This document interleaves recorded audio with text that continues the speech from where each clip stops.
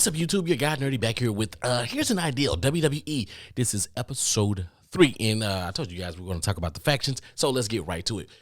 Listen, you have a bunch of them. You have a ton of factions. Let's get faction wars started in the WWE. Let's build towards it. Listen, we got the LWO, we got the Bloodline, we got the New Day, we got the Vikings, we got Damage Control, we got Imperium, Brawling Brutes, Street Profits, and Belair should go ahead and form their own little faction because she's always with those guys. We got the Judgment Day, the OC, the Way, right? And there are a couple others. Hit Row. Hit Row. And I'm pretty sure there's some more. I think I probably left out the OC. I probably said it already, right? And what's left of the Bloodline, or whatever the case, whatever that may be, right? And then hopefully, if you know, my new one that I suggested, the connection and the Nigerian connection, still a working name, but you guys get what I'm saying, right? Basically, listen, faction wars, let's build towards it, right? Take your time. Don't rush the process, right? Just keep on creating these factions where it's surrounding everybody. You got Alpha Academy. That's another one that I totally forgot about. Shouldn't forget about that because now they do have Maxine Dupree or whatever the case may be. So that's 3 or more. That's a faction, right? Cool. Let's run it. Oh, Jinder Mahal and his guys or whatever the case may be. Faction. They're there. They're already there. Let's build this slow burn. Listen, let's take the fact that whatever's going on with the Bloodline right now, once you finish with that storyline or somewhat finish with that storyline, right?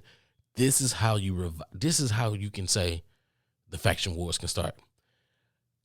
Now that Roman and his bloodline is not dominating WWE, there leaves a void for a faction to take on the top spot. In what better way to seal that with faction wars? Judgment Day. Jinder Mahal and his people already came in and said, we're coming to take everybody down. We're coming for the gold. You got Judgment Day, and when I say Judgment Day, I keep on saying them because I believe in the Judgment Day at this point right now. Rey is the champion. It's when you separate those tag team champions. Listen, guys, I'm going to keep saying separate the tag team champions because you should. Listen, you give Judgment Day that in the one of the tag teams, whether it's Raw, I guess it will have to be Raw. Give them the Raw tag team champions and have that faction. And then have another faction on SmackDown to have, I don't know, a United States champion, and have his faction to have those belts, or have one of the factions to have the belts, or at least have each faction, the more popular ones, to have at least one belt in that faction, and have all the factions trying to dominate each other. Those matches would be crazy. Just think about the build up to every single show. Slow burn. And listen, I'm going to sound like a capitalist right here, but think of the profits. Think of coming to a show. There's a group of people in their Judgment Day. There's a group of people with their bloodline. We see that already, but just think about the OC, Imperium. We're getting these people to listen, Kaiser, I love Kaiser right now. I don't know why, but he's freaking awesome, okay? But with these other ones, you can get Jinder Mahal and Veer and them to get some dope stuff. The New Day has dope stuff. The Bloodline already has dope stuff. The Brawling Brutes already have dope stuff. Just imagine coming in, walking into a stadium and seeing, not only do you bring the universe together, because when we go to these things, we get to talking. We be talking. I've been to a couple Raw live events, and the fans, the universe, we get to talking to each other, and we get to showing off, and just think about, hey, it's Team New Day over here. Hey, it's Team Bloodline. It's Team Imperium. Hey, big things, right? That's a thought, right?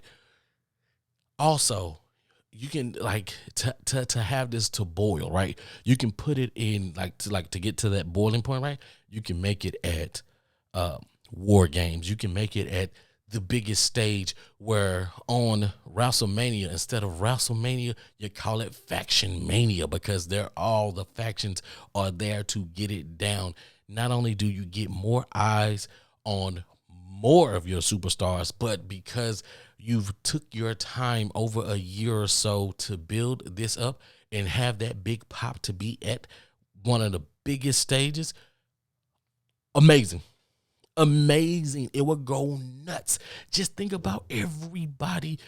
The mixed tag matches, you can have some of those. You can have regular matches. You can have a backstage brawl. I don't think you would do that at WrestleMania, because that would be kind of but you can have these big matches. You can have these different type of matches in where they go all out for those trying to be at the top, right? And you can do it that way. You can switch it up and just say, hey, we're going to have this faction try to come in and try to dominate, grab tag team gold, grab United States Championship, grab Intercontinental Championship, and have, hey, the faction who has gold, so Damian Priest, Finn Balor, put the championship belts around them, let Dominic Crazy have the Intercontinental Championship, and Rhea with the SmackDown's championship. Hello. Just a thought. That's it. It's just a thought. This is the faction, episode 3. Here's an idea. I'm your guy, Nerdy. Until the next video, I'm out.